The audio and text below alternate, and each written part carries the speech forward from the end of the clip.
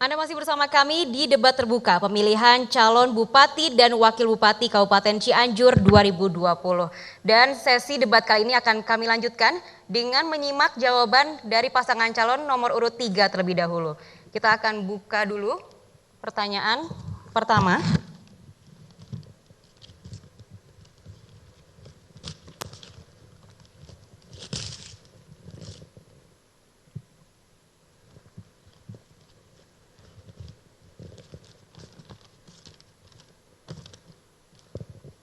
Ya, pertanyaan pertama, semakin berkembang dan meluasnya kesenjangan wilayah hingga saat ini menjadi salah satu permasalahan pembangunan daerah yang belum dapat diselesaikan secara baik.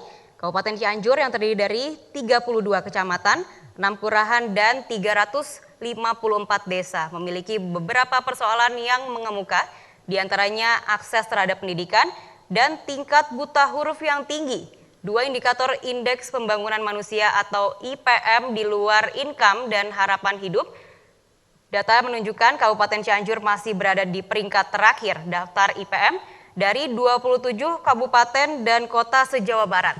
Meski data tahun 2019 menunjukkan kenaikan menjadi 65,38 dibandingkan tahun 2018 yakni 64,62.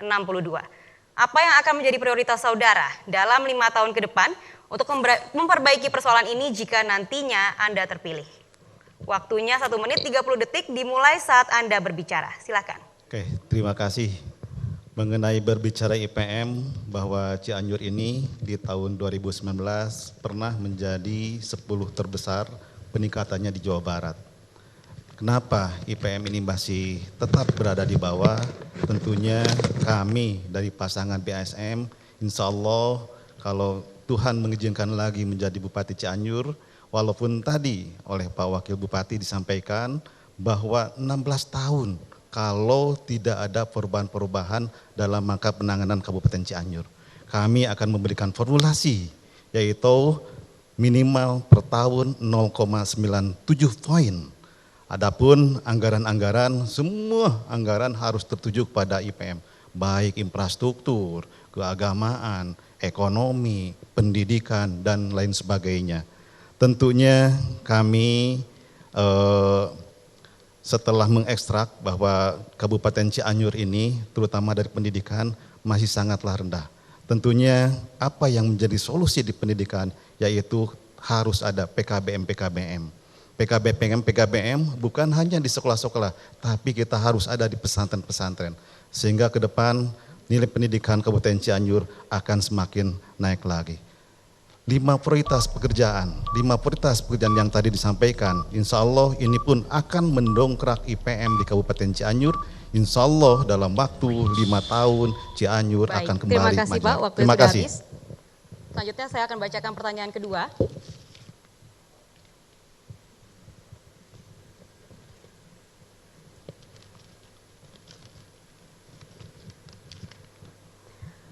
Salah satu isu penting dalam konteks pemerintahan Cianjur adalah rencana pemekaran Cianjur yang hingga kini secara implementatif masih problematik. Dalam pendekatan komunikasi politik, memang sudah ada persetujuan pemekaran daerah otonom baru atau DOB Cianjur Selatan di gedung DPRD Kabupaten Cianjur. Masalahnya pemerintah pusat masih memberlakukan moratorium pemekaran DOB dan masih banyak pekerjaan rumah yang harus dituntaskan. Bagaimana sikap yang jelas dari pasangan saudara tentang rencana pemekaran ini dan termasuk bagaimana mekanisme implementatifnya yang terukur jika Anda setuju atau tidak setuju dengan rencana pemekaran Cianjur tersebut. Waktunya 1 menit 30 detik dimulai saat Anda berbicara. Silakan Pak. Baik, terima kasih. Untuk pemekaran Cianjur Selatan, yang mana Cianjur Selatan ini alhamdulillah sudah beberapa puluh tahun yang lalu keinginan masyarakat Cianjur belum pernah terwujud. Walaupun di DPR sudah setujui, tapi bupatinya tidak menyetujui. Alhamdulillah sejarah menyampaikan bahwa pada tanggal 12 Juli Haji Herman Sherman pernah mendatangani untuk pemekaran Cianjur Selatan. Kemudian juga apa yang harus dilakukan dalam rangka pemekaran Cianjur Selatan ini? Tentunya yang pertama kita harus membuat rencana planning ke depan, tata ruang harus disesuaikan juga. Kemudian juga insya Allah kami di tahun 2021 telah merencanakan untuk mendekatkan pimpinannya di sana, kita akan membuat pendopo untuk persiapan Kabupaten Cianjur Selatan. Kemudian juga tentunya pembangunan ekonomi, sosial, dan infrastruktur khusus di Cianjur Selatan. Sehingga nanti pada saat moratorium dibuka, minimal Cianjur Selatan sudah bisa menjadi Kabupaten Cianjur Selatan. Kemudian juga tentunya kami tidak memikirkan Cianjur Selatan saja, tentunya Cianjur Utara pun akan kami kaji. Cipanas ke depan juga akan sama menjadi kota Cipanas. Demikian, terima kasih. Bila taufiq hidayah. Assalamualaikum warahmatullahi wabarakatuh. Baik, terima kasih. Selanjutnya kami akan berikan kesempatan untuk pasangan calon nomor urut 4 untuk menyampaikan komentarnya dari jawaban yang telah dipaparkan oleh pasangan calon nomor urut 3. Waktu Anda 45 detik dimulai saat Anda berbicara, silakan. Saya termasuk yang meragukan soal komitmen akselerasi peningkatan IPM ini. Salah satu indikator IPM ini adalah terkait dengan pendidikan. Kita di DPRD sudah menginisiasi Perda penyelenggaraan pendidikan sejak awal Januari 2019 dan sudah diperdakan. Hampir 2 tahun sampai sekarang belum diterbitkan Perbub, padahal di dalam Perda itu ada salah satu jaminan untuk peningkatan kesejahteraan guru honorer. Yang kedua, komitmen pemerintah terhadap anggaran kependidikan sangat kecil. Yang terhormat Bapak Herman ini masih PLT yang sedang cuti, tentu anggaran 2021 itu beliau yang menyusun dengan timnya. Perlu diketahui anggaran untuk pendidikan Kabupaten Cianjur tahun depan hanya 25,519 miliar, artinya baik, waktunya sudah habis Pak. Mohon maaf, waktunya sudah Cianjur. habis, terima kasih. Selanjutnya kami berikan kesempatan untuk pasangan calon nomor urut 1 untuk menyampaikan komentarnya. Waktunya sama, 45 detik dimulai saat Anda berbicara. Silakan Pak. Baik, untuk strategi prioritas 5 tahun ke depan mengenai IPM, saya pikir kita tidak bisa lepas dari apa yang namanya rencana pembangunan jangka panjang daerah. Kita sekarang fase keempat. Fokusnya di fase keempat itu adalah bagaimana kemandirian ekonomi berbasis potensi lokal kita. Sehingga pendidikan dan kesehatan pun kita dorong terus. Makanya kita harus hadirkan bukan hanya aspek fisik lagi, tetapi bagaimana kunci di pendidikan itu guru. Bagaimana harus hadir guru-guru yang memang kompeten, guru-guru yang memang hadir relawan-relawan pendidikan, baik itu honorer maupun sukuan. Begitupun untuk tenaga-tenaga kesehatan.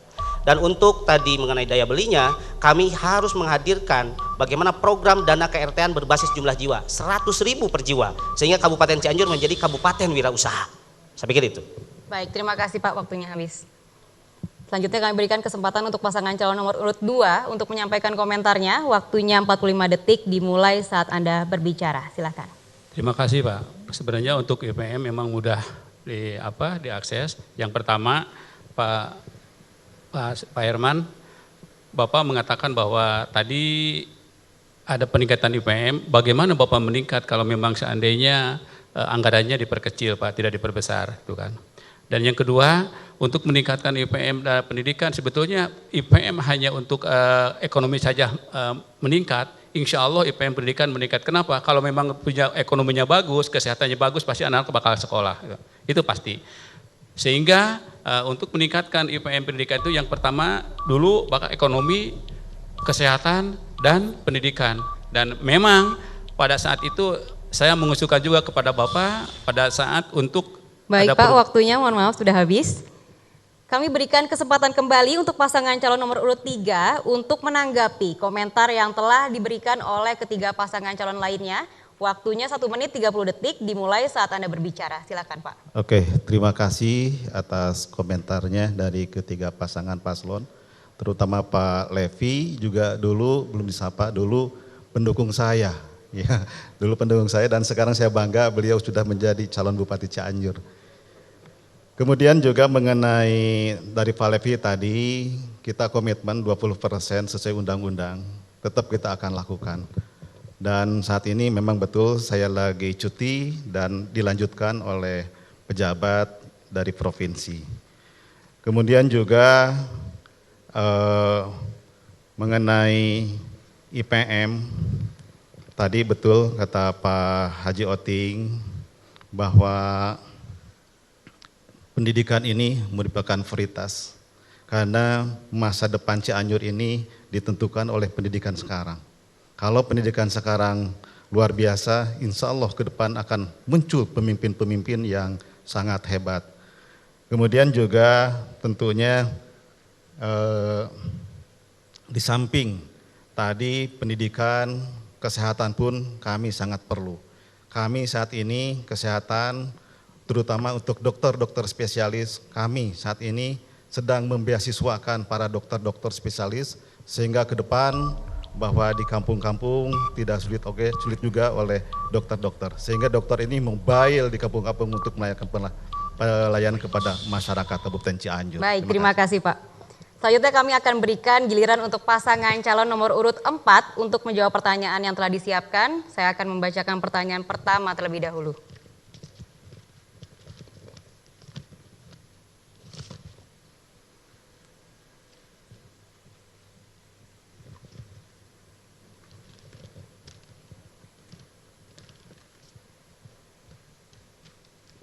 Pertanyaan pertama, Cianjur memiliki potensi pariwisata yang menarik untuk dikunjungi dan dieksplorasi.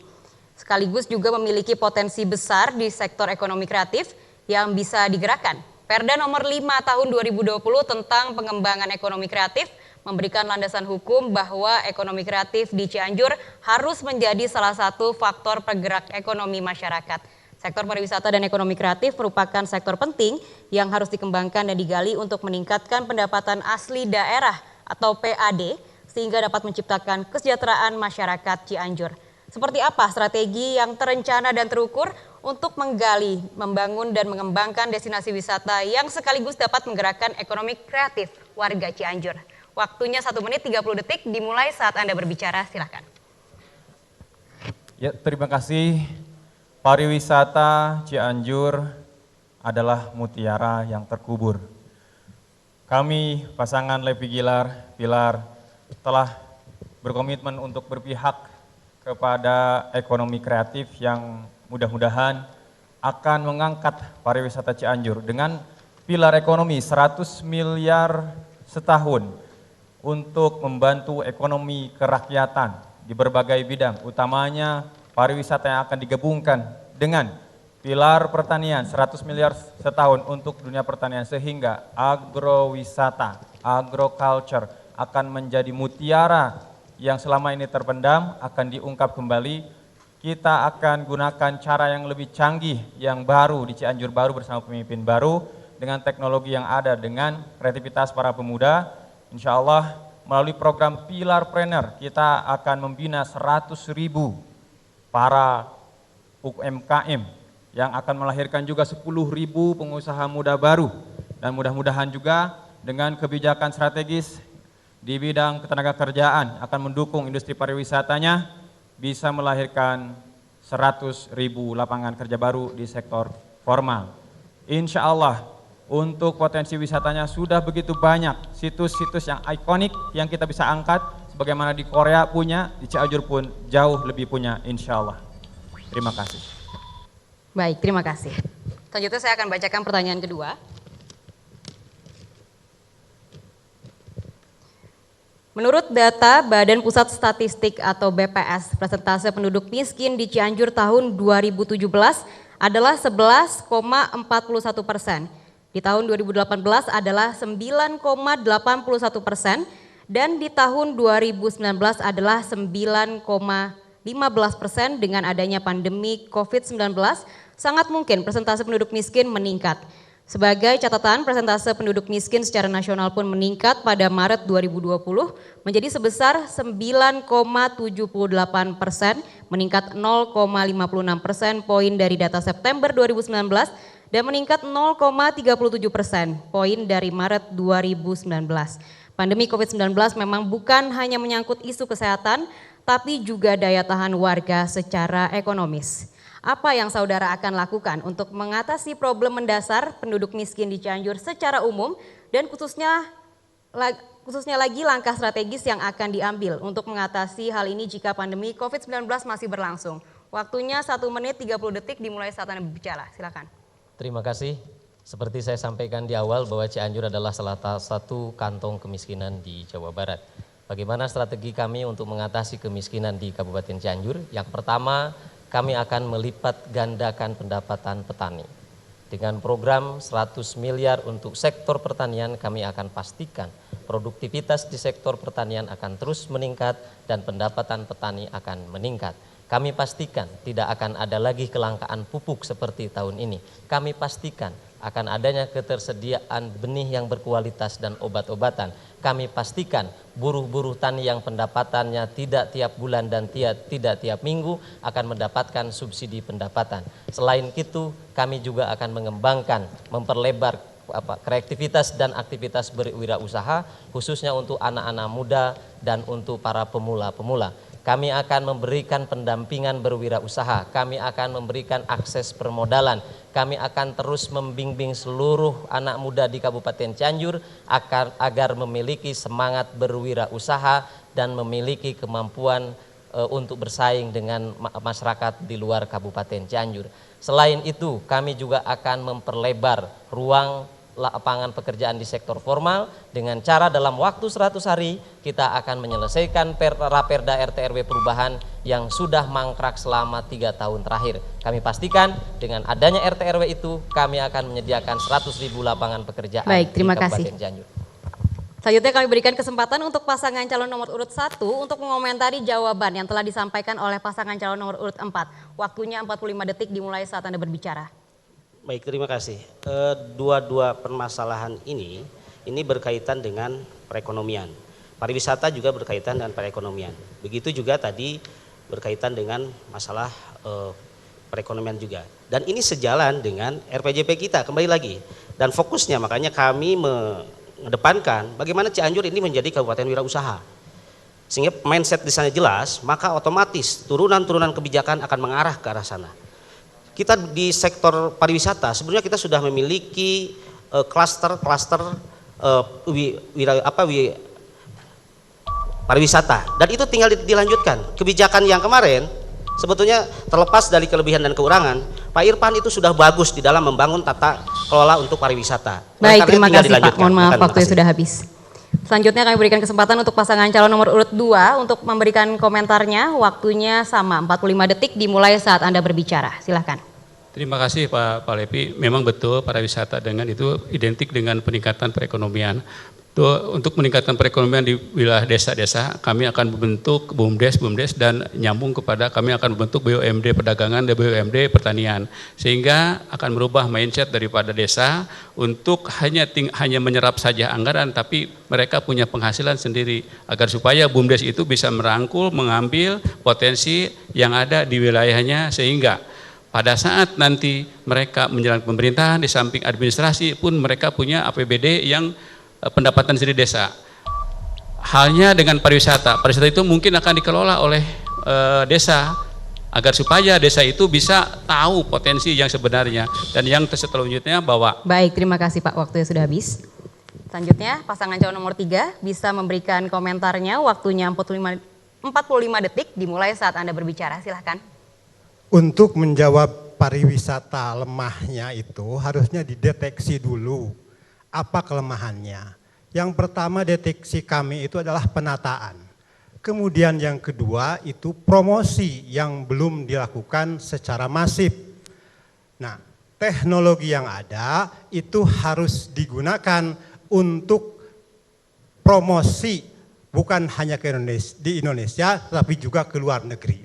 Maka program kami untuk memaksimalkan itu teknologi promosi pariwisata yang pengelola wisatanya harus memiliki website, harus mahir, harus optimum dalam mesin pencari sehingga gampang untuk ditemukan. Baik, terima kasih Pak, waktunya sudah habis. Kami berikan kesempatan kembali untuk pasangan calon nomor urut 4 untuk memberikan tanggapannya dari komentar yang telah diberikan oleh 3 pasangan calon lainnya. Waktunya 1 menit 30 detik dimulai saat Anda berbicara, silakan.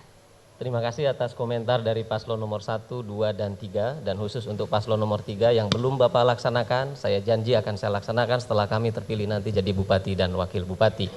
Yang kedua, salah satu strategi yang belum kami sampaikan tadi ke depan adalah kami akan membentuk badan usaha milik daerah tentang kepariwisataan. Kami akan memastikan pariwisata Kabupaten Cianjur akan berkolaborasi baik yang diselenggarakan oleh pihak swasta maupun yang diselenggarakan oleh pihak pemerintah. Yang kedua, aksesibilitas terhadap pusat-pusat pariwisata di Kabupaten Cianjur akan kami genjot, akan kami tingkatkan sehingga seluruh wisatawan baik dalam negeri maupun mancanegara yang mau hadir ke Cianjur merasakan nyaman dengan seluruh aksesibilitas dan fasilitas yang tersedia di pusat-pusat pariwisata. Yang kedua, untuk memperbaiki supply chain khususnya di bidang pertanian, kami akan membentuk BUMD pertanian yang diantaranya akan memastikan seluruh hasil produksi pertanian itu diserap oleh pemerintah dengan harga yang sangat layak. Dan salah satu yang akan kami kembangkan adalah kami akan mengaktifkan dan membuat resi-resi gudang di berbagai kecamatan, dan kami akan membuat cool storage di beberapa daerah untuk memastikan beberapa hasil produksi pertanian seperti cabai, tomat yang rentan rusak akan bisa diatasi dengan keberadaan cool storage itu. Sehingga saya memastikan orang Cibinong yang nanam cabai sabrang, orang Takokak yang nanam tomat, orang Pacet, orang Cipanas yang nanam sayuran, harga-harga sayurannya akan stabil karena kami akan membangun cool storage dan memastikan seluruh itu tetap aman dan terjaga. Terima kasih Pak, waktunya sudah habis. Ya pemirsa, semakin seru nih seperti jalannya debat. Boleh tepuk tangan dulu? Debat publik atau debat terbuka calon Bupati dan Wakil Bupati Kabupaten Cianjur 2020 akan kami lanjutkan dengan sesi saling lempar pertanyaan. Namun usai jeda, tetaplah bersama kami.